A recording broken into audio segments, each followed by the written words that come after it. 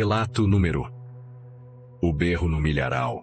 Esse relato foi enviado por Anésia dos Santos, de 82 anos, que mora no povoado de Santa Luzia das Lajes, interior de Sergipe.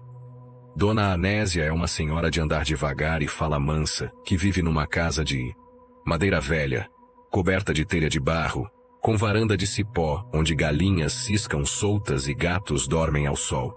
Ela mora com seus 2 cachorros vira-latas, cria umas galinhas poedeiras e uma vaquinha leiteira chamada Mimosa. Vive do que planta: milho, abóbora, feijão de corda, e toda noite acende seu candeeiro e conta causos que ouviu da mãe e da avó. Não tem televisão, nem rádio, só o barulho do mato e as lembranças do tempo em que tudo era silêncio e assombro. Na primeira vez que ouvi o barulho, era como se fossem muitos passos arrastando na terra seca. Eu estava sozinha, varrendo o terreiro, quando ouvi rezas baixas vindo lá da estradinha que passava perto da cruz de aroeira que fincamos anos atrás, onde um vaqueiro foi enterrado sem caixão. Mas o que gelou minha espinha foi que eu vi uma fila de gente passando em silêncio, todos de branco segurando velas. Só que não havia padre, nem som de sino, nem pé tocando o chão. Quando olhei direito, os vultos foram sumindo na poeira, como se tivessem sido soprados pelo vento. Na segunda noite, já desconfiada, resolvi não acender o candeeiro. Fiquei no escuro, olhando pela janela. Foi quando vi uma luz vermelha, fraca e pulsante como brasa de cigarro pairando no mato alto, vindo devagar em minha direção. A luz parou bem na altura da janela, como se soubesse que eu estava ali. Meu cachorro nem latiu. Ficou imóvel, olhando com o olho arregalado. E então, a luz sumiu de uma vez, deixando um cheiro de vela queimada no ar. Certa madrugada, fui buscar a Mimosa que tinha fugido para o milharal.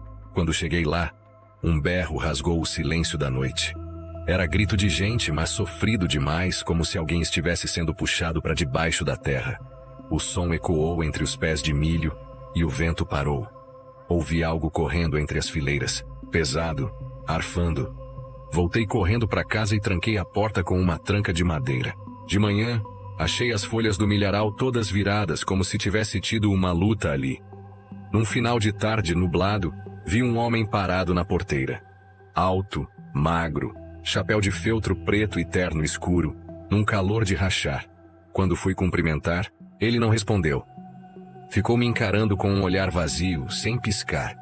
Virei de costas para chamar meu neto, e quando olhei de novo, ele tinha sumido sem deixar rastro. Só ficou uma pegada funda na terra seca. Uma pegada que tinha só 3 dedos. Uma semana depois, ao amanhecer, ouvi uma cantiga antiga vinda do poço que temos no quintal. Era a voz de mulher, baixinha, cantando uma toada triste de ninar. Quando fui ver, o poço estava seco, mas a voz vinha lá de dentro, como se alguém tivesse escondido lá no fundo.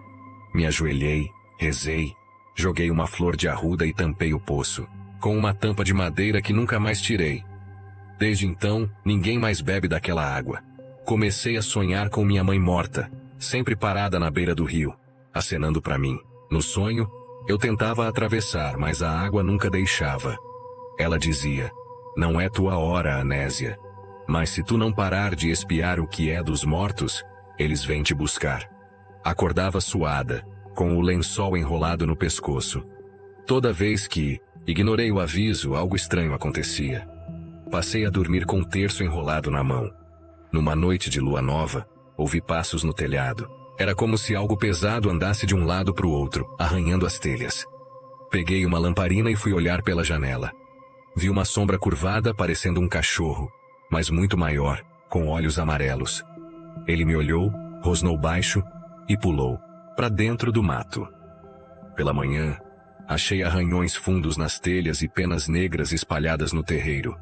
As galinhas nunca mais puseram naquele canto da casa. A velha Sinhá das Candeias, que morreu há 40 anos, tinha prometido voltar para buscar o que era dela. Todo mundo riu na época. Mas nas últimas luas cheias vi uma mulher muito parecida com ela andando pelo cemitério, descalça, de vestido branco sujo. Alguns vizinhos também viram. Os que mexeram na casa dela começaram a adoecer. Eu mesma, achei um lenço dela no meu varal, numa manhã em que nem tinha vento. Que ela venha, mas que não me leve. que leve só o que é dela mesmo.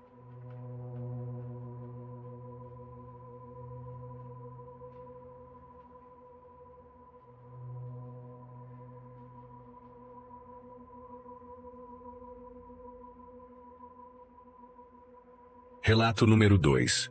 A mala de dentro do baú. Esse relato foi enviado por João Ferreira de Almeida, de 77 anos, que mora na zona rural de São Domingos do Norte, interior do Espírito Santo. Seu João é um daqueles senhores que o tempo esculpiu, devagar, de fala arrastada e olhar perdido no passado. Vive numa casinha de barro batido com janelas de madeira azul desbotada, cercada por roças de mandioca e pés de mamão. Usa sempre chapéu de palha, calça remendada, camisa xadrez, e fuma fumo de rolo no cachimbo que ele mesmo talhou. Mora sozinho desde que a esposa morreu, e passa os dias plantando, cuidando das galinhas, ouvindo o cantar do galo e conversando com os passarinhos. Mas naquela noite que ele nunca esqueceu, foi o barulho que veio de dentro do baú que mudou tudo. Sempre tive medo daquele baú. Era da minha bisavó, e ficou na casa depois que ela morreu, feito de madeira de jacarandá, com detalhes de ferro que pareciam garras. Ficava trancado no quarto da frente, onde ninguém mais dormia. A chave, perdida há anos, estava esquecida num buraco da parede. Desde pequeno, ouvia minha avó dizer que ali dentro tinha coisa guardada que não era para mexer, e eu obedecia. Mas o tempo foi passando, e a curiosidade foi crescendo. Numa madrugada sem lua, acordei com um barulho de madeira se arrastando. Parecia que alguém arrastava móvel pesado no assoalho. Me levantei com o coração batendo feito zabumba, e fui até o quarto da frente. O baú estava no mesmo lugar, mas aberto. Pela primeira vez em mais de 60 anos eu vi a tampa erguida. Lá dentro, uma mala preta, de couro velho, com alças carcomidas. Quando me aproximei, ela tremeu, e a tampa do baú se fechou sozinha. Depois, daquela noite não consegui mais dormir. Toda vez que a casa silenciava, ouvia sussurros vindos do baú. A mala chamava por mim. Não era voz humana. Era um sussurro abafado, como se viesse debaixo da terra, misturado com choro de criança e riso debochado. Tentei trancar a porta, mas de manhã ela estava sempre aberta. Passei a dormir com a espingarda ao lado da cama, mas no fundo, eu sabia que aquilo não era coisa de carne e osso. Comecei a sonhar com minha avó. No sonho, ela aparecia sentada no chão do quarto da frente, penteando o cabelo diante do baú. Olhava para mim com os olhos molhados e dizia: "João, não abre, senão o que tá preso vem atrás." No sonho, o baú tremia. A mala pulava lá dentro como se tivesse bicho vivo. Quando acordei, estava com a mão cheia de arranhões, como se tivesse tentado abrir algo com força. As unhas estavam quebradas. Aconteceu num fim de tarde abafado. A curiosidade me venceu. Abri o baú, puxei a mala. Ela estava gelada mesmo no calor. Quando soltei o fecho, um cheiro podre tomou o quarto. Dentro, só trapos velhos, um espelho rachado e um caderno com capa vermelha. Abri na primeira página e li: "Tudo o que for tirado daqui volta." No mesmo instante, uma ventania varreu a casa. A porta bateu, as lamparinas apagaram e ouvi passos correndo no telhado. Naquela noite, evitei dormir. Sentei no terreiro, perto do forno de barro, segurando o terço que era da minha mãe. O espelho da mala estava em cima da mesa, e foi nele que vi. Vi uma sombra sem rosto atrás de mim, parada, olhando. Virei depressa, mas não tinha ninguém. Quando olhei de novo, a sombra já estava dentro do espelho, como se estivesse me esperando do outro lado. Taquei o espelho no chão, mas ele não quebrou. Só rachou mais. Nos dias seguintes, tudo começou a morrer. As galinhas pararam de botar, minha vaquinha adoeceu. O milho secou mesmo com chuva. À noite ouvi a mala se abrir sozinha, mesmo trancada no baú. Comecei a esquecer as coisas, confundir passado com presente. Sonhava com gente que já morreu. Até a casa parecia encolher, como se o ar fosse sumindo. Resolvi queimar tudo. O caderno, os trapos, a mala. Mas o fogo apagava sozinho toda vez que eu tentava. Numa manhã cinzenta, Acordei com um cheiro de café. Mas eu moro sozinho. Fui até o quarto da frente. O baú estava vazio. A mala não estava mais lá. Desde então as vozes pararam. Os bichos voltaram a comer. Mas o espelho continua comigo. Mesmo rachado, às vezes ele embaça sozinho, como se alguém do outro lado respirasse ali. E quando chega a noite, ainda ouço alguém me chamar pelo nome, devagar, do jeito que só a mala sabia chamar.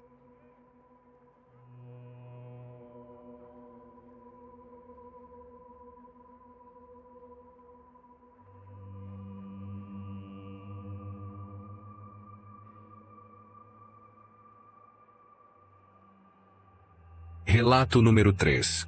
O Menino da Mata Escura. Esse relato foi enviado por Dona Madalena Ferreira do Carmo, de 82 anos, moradora da zona rural de Carnalbeira da Penha, interior de Pernambuco.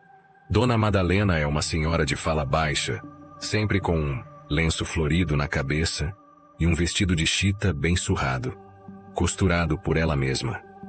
Mora num sítio afastado, cercado por mata fechada, numa casa antiga de taipa, com fogão a lenha, telhado de barro e galinhas soltas pelo quintal. É viúva, há mais de 40 anos, vive do que planta e do leite das 2 vacas que cuida como filhas. Apesar da idade, ainda varre o terreiro todo dia com vassoura de mato e toma café coado em coador de pano. Mas o que ela carrega no coração não é só saudade do passado. É também um segredo sombrio da floresta que ela nunca esqueceu. Quando eu era menina, diziam para nunca entrar na trilha atrás da mata escura. Lá para os lados do riacho do Limoeiro. A trilha era estreita, cercada de árvores tão altas que tapavam o sol. Os mais velhos diziam que ali morava um espírito sem dono, que tomava a forma de criança para enganar os vivos. Mas sabe como é criança, né? Um dia eu fui sozinha, com uma cestinha de jabuticaba sem avisar ninguém. E nunca mais fui a mesma. Andei por horas naquela trilha, e quanto mais eu andava, mais o mato parecia se fechar atrás de mim. Foi então que vi um menino sentado numa pedra. Tinha uns 7 anos, roupa branca e suja, e os olhos eram muito escuros, pareciam 2 poços fundos. Ele me olhou e sorriu, mas não disse nada. Só apontou para dentro da mata como se quisesse que eu o seguisse. Eu fui, e ali começou o maior arrependimento da minha vida. Quanto mais a gente andava, mais estranho o lugar ficava. Os passarinhos pararam de cantar. O vento sumiu. Até o farfalhar das folhas calou. O silêncio era tão denso que doía no ouvido. O menino não falava. Mas toda vez que eu pensava em voltar, ele parava e me olhava como se soubesse o que eu pensava. Senti um arrepio subindo pelas costas, como se alguém estivesse me observando. Mas era só ele, parado, me esperando. Chegamos numa clareira onde a terra era vermelha como sangue pisado.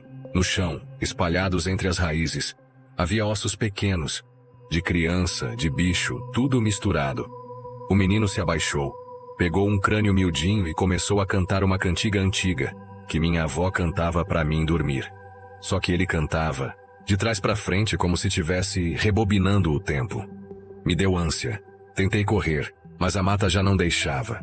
Estava presa. Foi aí que ouvi uma voz bem pertinho do meu ouvido, mas não vinha do menino. Era grave, abafada, como se saísse de dentro de um túmulo. Ela veio sozinha, então é dela agora.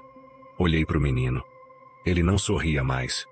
Agora me olhava sério, como se estivesse esperando que eu fizesse alguma coisa. Tentei gritar, mas minha voz não saía. Era como se aquela mata tivesse engolido minha garganta. Me ajoelhei no chão e chorei. Acordei na minha rede com minha mãe chorando ao lado. Disseram que eu passei 2 dias desaparecida. Me encontraram, desacordada na beira do riacho, com marcas de terra nos pés e um colar de ossos no pescoço. Desde então, nunca mais fui a mesma. Passei a ter pesadelos, andar dormindo, e sempre ouvir um assovio triste vindo da mata de noite. Um assovio que só eu escutava. E toda vez o mesmo cheiro de terra molhada e vela queimada. Anos depois, meu pai botou uma cruz de madeira bem na entrada da trilha. Disse que era para proteger os que ainda tinham curiosidade. Mas a cruz apodrecia rápido demais. Em menos de 1 mês, Já estava preta e caída. Depois colocaram outra e outra, mas nenhuma ficava de pé por muito tempo. A mata parecia querer engolir tudo o que lembrava a oração. E o menino, bem, às vezes ainda vejo ele na beira do mato olhando para casa, esperando. Hoje, com 82 anos, já fiz promessa novena, já rezei com padre e com benzedeira, mas a verdade é que aquele menino ainda mora lá. Nunca envelhece, nunca fala, só aparece quando alguém se aproxima demais da trilha. Ninguém mais entra. A trilha virou um caminho morto. Mas de noite, quando o vento muda, dá para ouvir a cantiga, baixinha, e o assovio.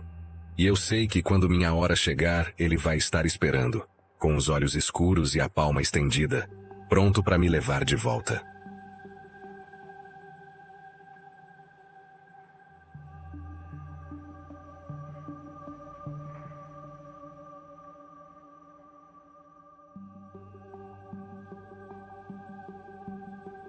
Relato número 4.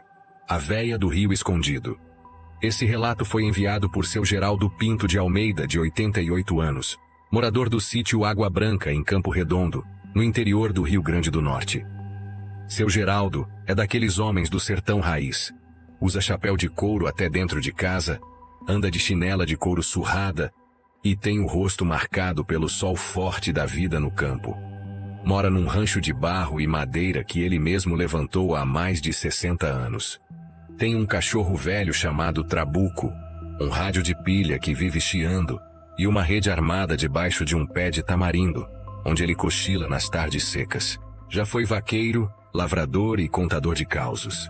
E é com a voz embargada de quem viu o que ninguém acredita que ele narra essa história arrepiante de uma velha assombração que habitava as margens de um rio esquecido pelo tempo. Lapras, bandas do sítio Jacu, tinha um rio estreito, escondido no meio do Mato Grosso, que só quem era do lugar sabia chegar. Chamavam de Rio Seco, embora ele nunca secasse de verdade. Era sombrio, coberto de árvores tão densas que a luz do sol mal tocava a água. Os antigos diziam que aquele rio era amaldiçoado, e que quem pescasse ali acabava levando para casa mais do que só peixe. Mas seu Geraldo, na juventude, quis desafiar a sorte. Era uma manhã abafada de fevereiro, quando ele decidiu ir com um primo pescar escondido no Rio Seco. Levavam linha de mão, um lampião e umas garrafas d'água. No caminho, os passarinhos pararam de cantar e o mato parecia estar observando. O primo, de repente, disse que não queria mais ir. Estava sentindo um peso no peito, como se alguém estivesse chamando ele de volta. Mas Geraldo não escutou. Continuou sozinho, teimoso como sempre foi. Ao chegar na margem do rio, ele viu uma senhora muito velha, sentada numa pedra, com um vestido preto encardido e um lenço amarrado no queixo. Os olhos eram fundos, sem brilho, e a pele parecia de cera, mas rachada. Ela estava pescando, sem anzol, só com um fio de linha na água. Quando ele se aproximou, ela virou o rosto lentamente e sorriu com a boca torta. Chegou tarde, menino. Já tô de olho em tu faz tempo. Geraldo não lembra bem o que aconteceu depois. Só sabe que quando deu por si, o lampião estava apagado. O sol já se punha e o lugar parecia outro. O rio corria devagar, mas agora tinha um cheiro estranho, de vela queimada misturado com carniça. Olhou para o lado, e a velha não estava mais lá, mas uma marca funda na pedra onde ela sentava continuava ali, como se tivesse sido corroída por ácido. E na beira da água, pegadas. Mas ao contrário. Nas noites seguintes, Geraldo começou a ouvir um choro miúdo vindo do mato atrás da casa. Não era de gente viva. Era um choro rouco, como de garganta seca, seguido de um sussurro que dizia: "Você me viu. Agora eu vejo você." O cachorro Trabuco não dormia mais no terreiro. Rosnava pro nada e fugia pro fundo do chiqueiro. A mãe dele achou uma boneca velha de pano, molhada na janela. Ninguém sabia de onde veio. E no pano, um fio de cabelo branco amarrado. Os vizinhos começaram a comentar que a família de Geraldo estava carregada. Um primo adoeceu do nada. A irmã teve pesadelos constantes com uma velha que ria e se banhava num rio de sangue. e até a água do poço começou a sair barrenta. Um senhor mais antigo, conhecido como Mestre Zé das Rezas, foi até lá e disse com todas as letras: "Vocês mexeram com a velha do rio. Agora tem que pagar o preço ou sair do lugar." Sem entender direito, a família vendeu tudo e foi embora às pressas. Mas Geraldo nunca esqueceu. Já velho, ele voltou ao rio uma única vez, só para ver se era verdade mesmo, ou só coisa da cabeça de menino. Chegou na margem, e lá estava, a pedra vazia. Mas sobre ela, uma vela vermelha derretida com a ponta da linha de pesca grudada no pavio. E dentro da água, refletido de forma torta, o rosto dela. Sem mexer os lábios, ela sussurrou: "Ainda te espero." Hoje, aos 88 anos, Geraldo mora sozinho e nunca mais pescou em lugar nenhum. Ele diz que de vez em quando ainda vê uma figura parada perto da cerca, sempre de costas, vestida de preto, olhando para o poente. É ela, ele diz, a velha do rio, aquela que pesca a alma. E quando chove forte, o barulho da água correndo leva de volta o som da linha sendo puxada. Ele avisa: "Se um dia você achar um rio que não tá no mapa, volta, porque tem coisa que a água não lava."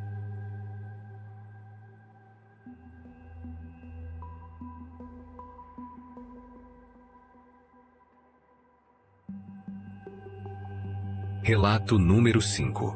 O caixão que voltava sozinho. Esse relato foi enviado por Dona Maria da Glória Alves, de 91 anos, moradora do povoado de São Bento dos Tatus, no interior do Piauí. Dona Glória é daquelas senhoras que o tempo não esqueceu de marcar.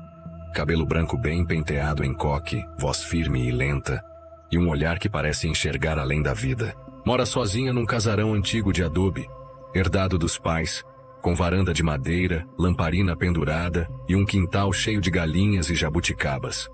Costura à mão, reza terço toda a tarde e guarda no fundo do armário uma caixinha de prata, onde diz manter coisas que não devem ser vistas à toa. A história que ela conta aconteceu quando ela ainda era moça. E até hoje ninguém do povoado esqueceu. Era uma sexta-feira, véspera de finados, quando enterraram o velho Lourenço. Um homem recluso e esquisito que morava perto do brejo. Chovia fininho, e pouca gente foi ao enterro. Contam que no momento do sepultamento o caixão bateu 3 vezes sozinho por dentro, mas ninguém quis comentar. O padre se benzeu e disse que vá em paz, mas a paz não veio. 2 dias depois, bem cedinho, um roceiro encontrou o caixão, no meio da estrada, fechado, limpo, como se tivesse sido deixado ali. Acharam que era trote de moleque. Levaram de volta para o cemitério e enterraram de novo. Mas no dia seguinte, ele reapareceu. Dessa vez, na porta da igreja. O sacristão desmaiou ao ver, e o padre disse que tinha algo errado com aquela alma. Dona Glória, que na época era aprendiz de costura, teve um sonho estranho. Viu o velho Lourenço sentado à beira da cama dizendo: "Me enterraram do lado errado. Preciso voltar para casa." Ela acordou trêmula, com o som de 3 batidas ecoando dentro da cabeça. Nesse mesmo dia, o caixão apareceu no quintal dela. Os cavalos da fazenda relincharam a madrugada inteira. Na semana seguinte, moradores viram uma procissão de gente calada caminhando pela estrada de terra. Todos vestiam preto, com os rostos cobertos por véus. No meio, o mesmo caixão, carregado por ninguém. Quando tentaram se aproximar, a visão sumiu como fumaça. Depois disso, todo mundo trancava as portas ao pôr do sol, e ninguém ia mais ao cemitério. Uma vela foi deixada no túmulo original de Lourenço. Pegou fogo por 7 dias e 7 noites, sem derreter. Nem o vento apagava. Um senhor foi apagar, à força, e ficou cego por horas. Disseram que a alma dele não queria descansar. Um velho da região revelou: "Esse homem mexia com coisa do outro lado. E tem coisa que nem a morte leva embora." Chamaram um rezador de outra cidade para benzer o local. Ele chegou, fez as preces e saiu para fumar um cigarro. Nunca mais foi visto. Encontraram só o chapéu dele, pendurado no cruzeiro do cemitério. A mulher dele depois disse que, antes de ir, ele teve um pesadelo com um caixão correndo atrás dele num campo seco, rindo com uma voz rouca e longa. No último dia de outubro daquele ano, o caixão apareceu na varanda da casa onde Lourenço morava. Estava vazio, mas ao lado dele havia pegadas enlameadas entrando na porta. Ninguém teve coragem de ir lá. No dia seguinte, a casa amanheceu trancada por dentro, mas as janelas batiam sozinhas e vozes podiam ser ouvidas rezando. Depois disso, nunca mais se viu o caixão. Dona Glória conta esse caso sempre que sente que alguém não acredita no que não vê. Ela termina dizendo: quando o morto não aceita a morte, o caixão não fica parado. E quando a alma tem dívida na terra, até o caixão volta para cobrar. E se alguém quiser conferir, ela diz que ainda guarda uma fita preta, que apareceu amarrada na cruz do velho, e que nunca se desgastou, nem com o tempo, nem com o fogo.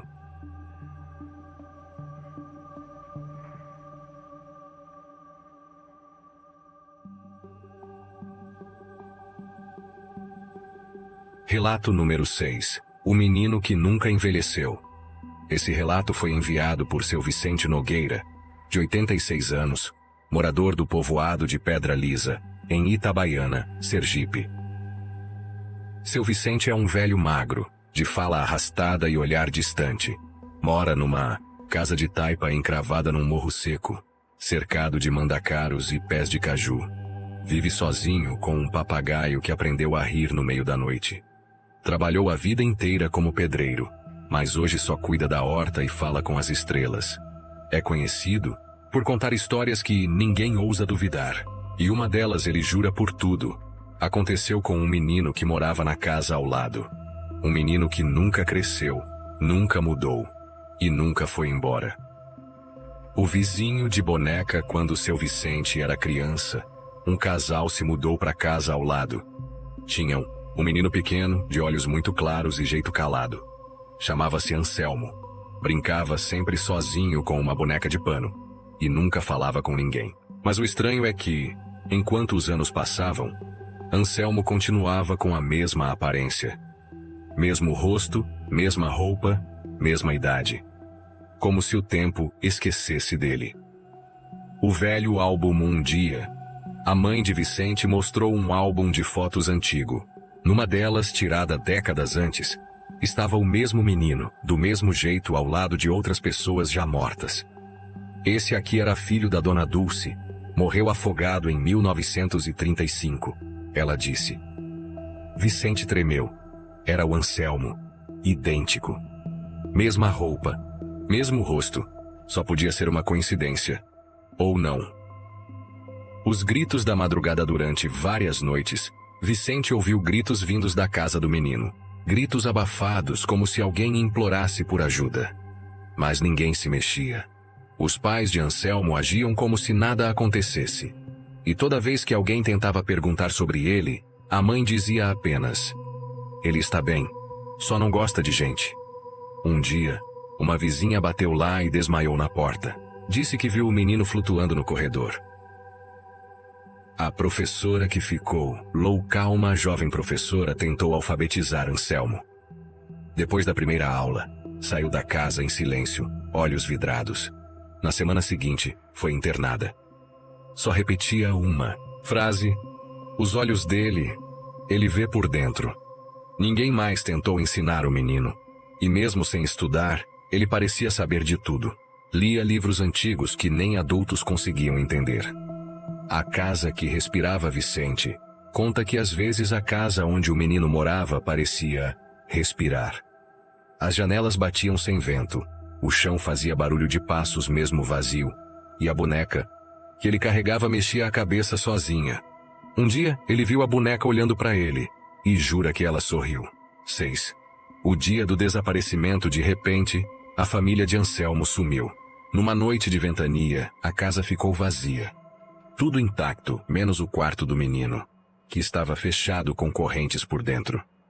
Quando abriram, encontraram só a boneca no centro do quarto. E no espelho, uma frase escrita com um dedo molhado: ainda tô aqui. 7.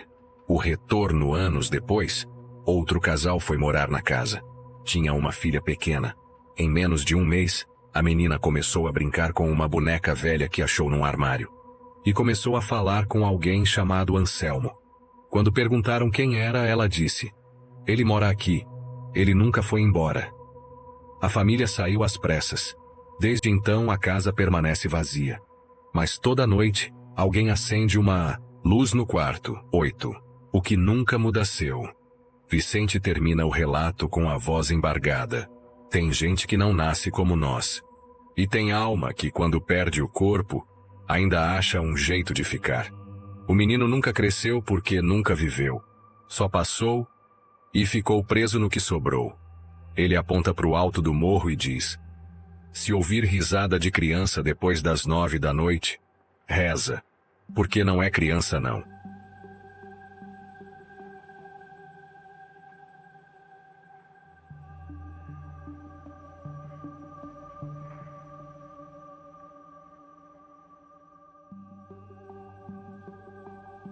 Relato número 7. A menina debaixo do poço.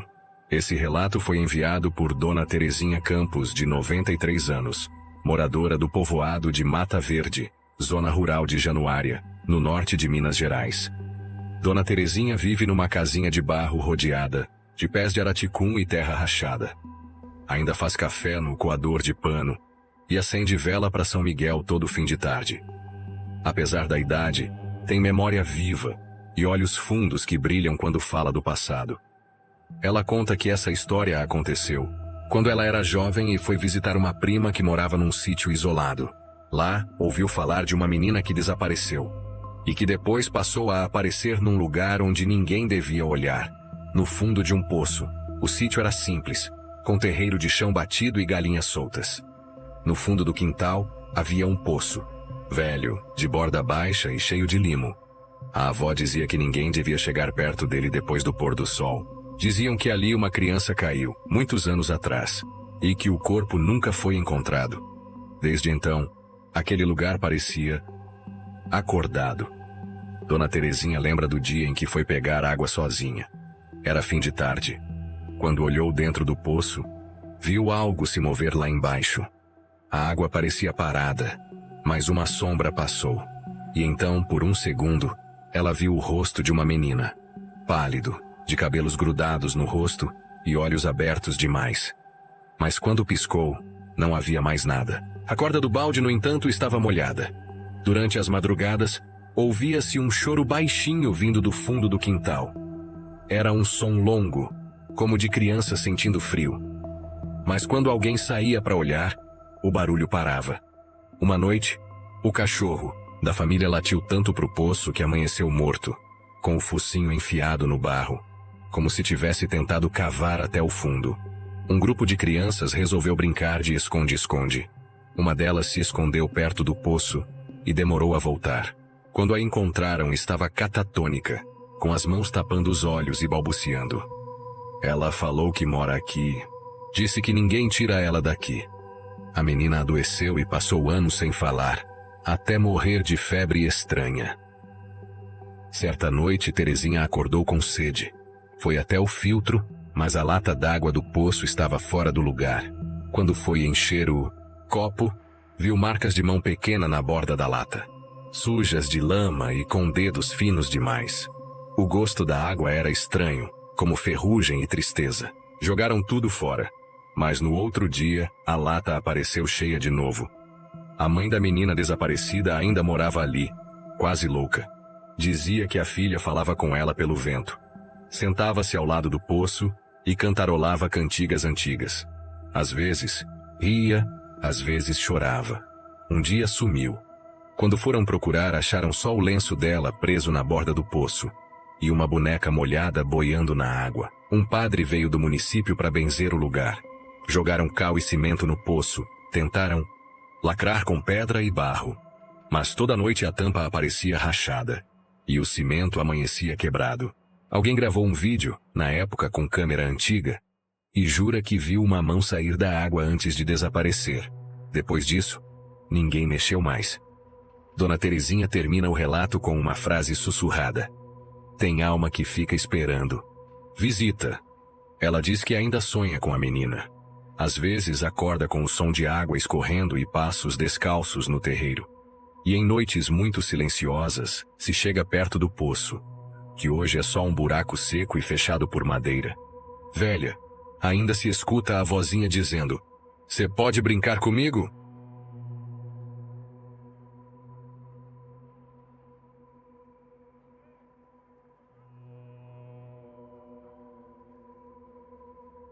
Relato número 8.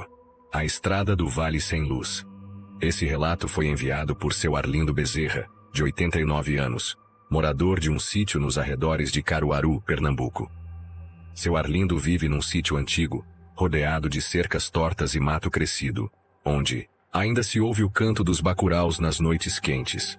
Ele fala pausado, com um sotaque forte, e diz que nem tudo que anda na estrada tem carne e osso.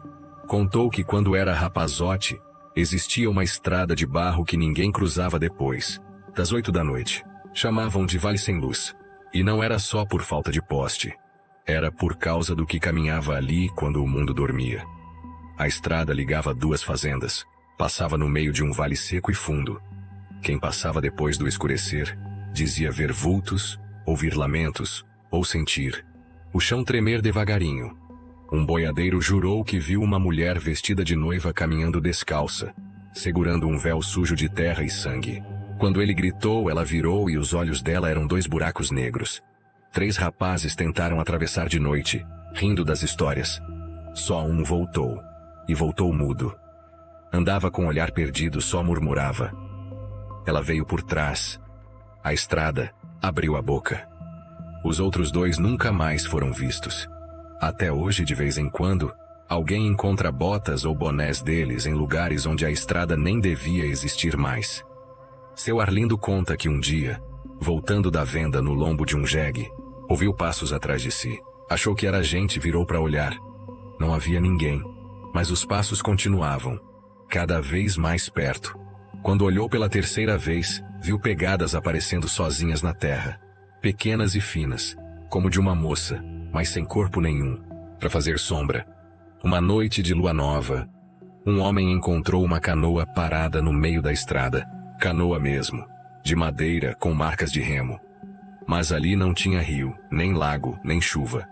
Quando se aproximou, ouviu sussurros vindos de dentro, como se alguém chorasse. A canoa sumiu de manhã, mas deixou marcas de arrasto na terra. Um casal, que atravessou o vale de carro, viu uma moça pedindo carona na beira da estrada. Pararam. Quando abriram a porta, não havia ninguém, mas no vidro traseiro, apareceu uma mão marcada de dentro para fora. O vidro estava sujo por dentro, com barro e cheiro de vela queimada. Outro relato diz que às vezes se vê um vaqueiro de chapéu largo, cavalgando devagar. Mas quando se aproxima, o cavalo desaparece e ele vira fumaça.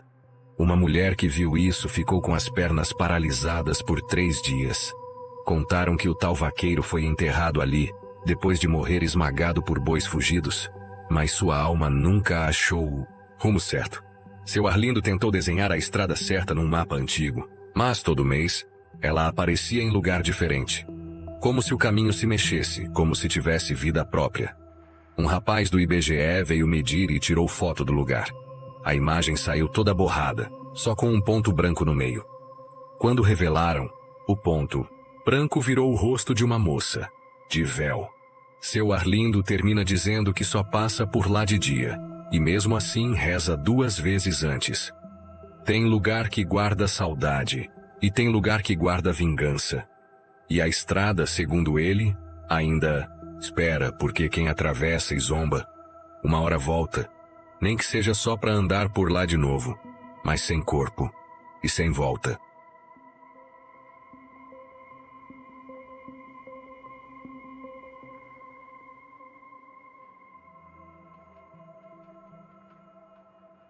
Relato número 9. A noite em que o rio chorou. Enviado por Zé Lopes, 91 anos, de São Félix do Tocantins, à beira do Jalapão. Zé Lopes mora numa casinha de pau a pique ao lado de um rio de águas escuras, o mesmo onde ele diz ter ouvido o choro das águas. Segundo ele, há noites em que o rio parece lamentar, mas não é correnteza, é lamento de gente. A história a seguir é de quando ele e seu pai pescaram numa noite que não devia existir. Zé e o pai dele saíram com lamparina e vara de bambu, seguindo as pegadas no mato até a margem do Rio Preto. O céu estava limpo, mas o silêncio era pesado. Nem cigarra, nem coruja. Só o som da água correndo e alguma coisa a mais que parecia um soluço. Na curva do rio havia uma mulher sentada na beirada de costas. Usava um vestido branco e longo, cabelo caindo pelas costas. Pensaram que fosse alguém lavando roupa, mas quando chegaram perto, ela desapareceu como fumaça. O mato ficou molhado, como se tivesse alguém ali mesmo. Zé lançou o anzol. Depois de alguns minutos, a água borbulhou e o anzol foi puxado com força. Ele achou que fosse peixe grande, mas o que saiu foi um grito de mulher, abafado como se viesse do fundo do rio. A linha estourou, e o anzol estava retorcido quando foi puxado de volta. Enquanto arrumavam as tralhas para ir embora, viram 2 olhos brilharem no meio do mato, logo atrás das pedras. Eram pequenos e vermelhos, sem corpo visível. Os olhos seguiram eles até a trilha. O pai de Zé começou a rezar, e a lamparina apagou sozinha. Só reacendeu quando passaram da porteira do sítio. Um morador antigo dizia que o rio guardava o espírito de uma velha benzedeira afogada por vingança. Ela foi jogada ali numa noite de lua minguante, com as mãos amarradas. Desde então dizem que a cada 7 anos alguém desaparece nas águas, e o rio chora antes. Dias depois, Zé voltou montado num jegue, mas o animal empacou perto do rio, relinchando e tremendo. Não quis passar nem com vara nem reza. Quando ele olhou para a água, viu uma mão pálida emergindo e sumindo como se fosse só espuma. Na semana seguinte, a casa de Zé amanheceu com marcas de pés molhados entrando pela porta dos fundos e parando no quarto dele. Não choveu aquela noite. E perto da cama dele, havia um monte de areia fina e uma boneca velha molhada. Zé finaliza dizendo: "O rio leva, mas também devolve." Ele nunca mais pescou à noite, e até hoje deixa uma vela acesa em dia de lua minguante, porque sabe que a mulher do rio ainda chora. E quando chora demais, vem buscar companhia.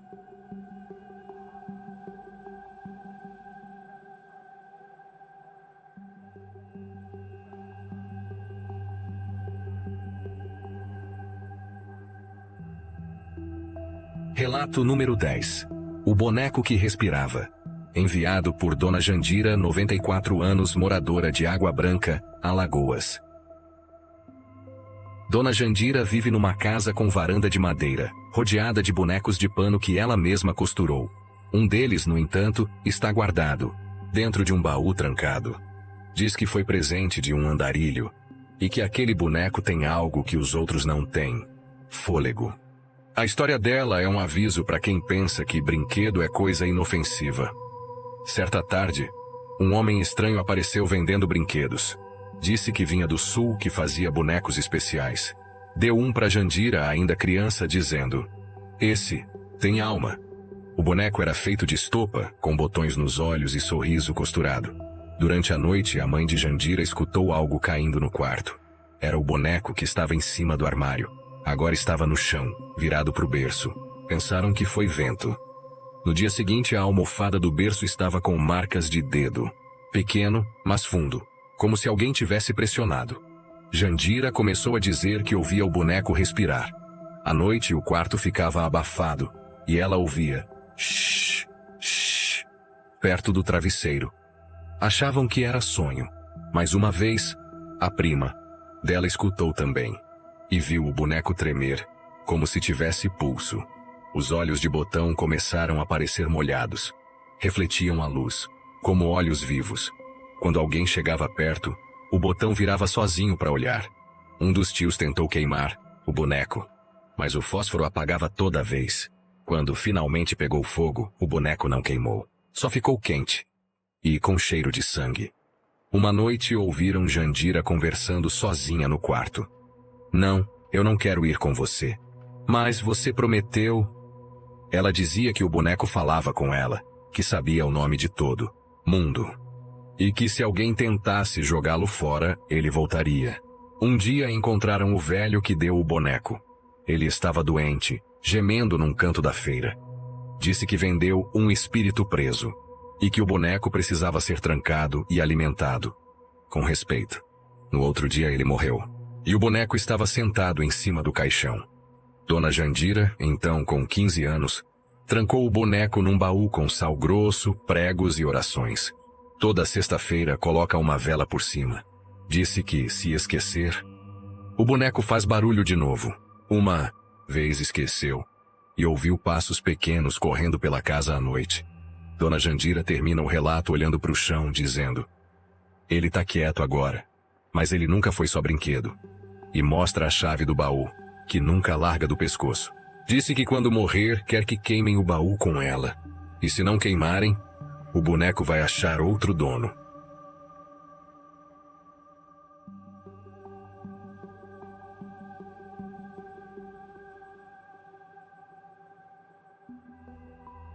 Relato número 11. O Galpão dos Gritos. Enviado por seu Tonico Ventura, 96 anos, morador do distrito de Bom Jardim, interior de Goiás.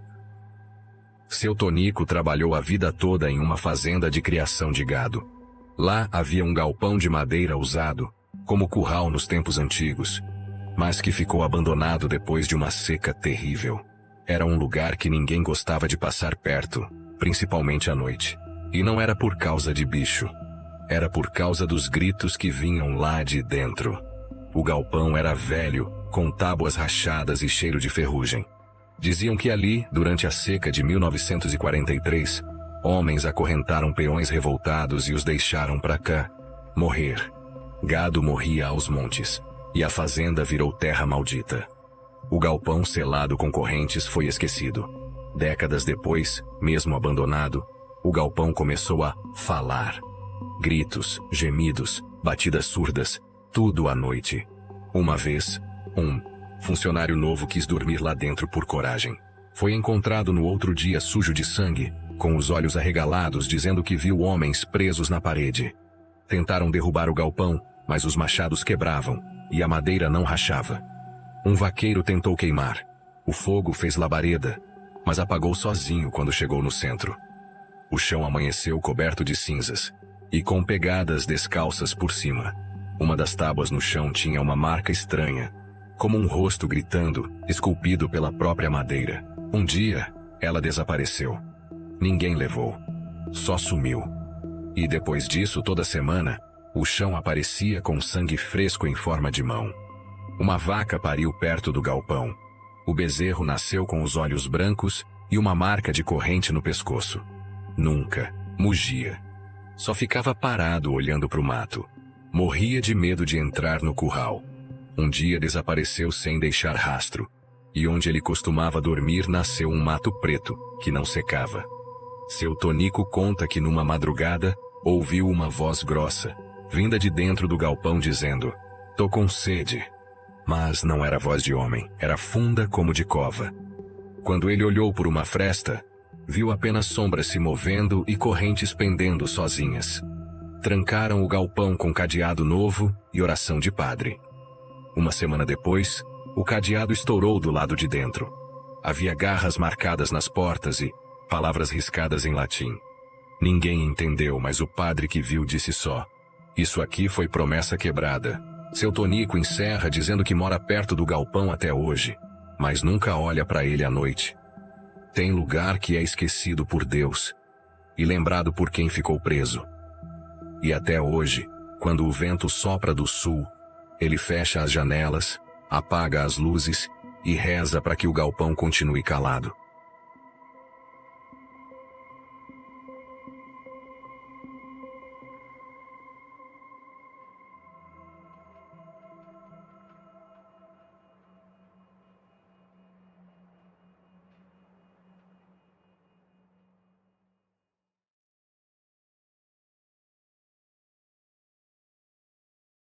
E foi isso, meu fi.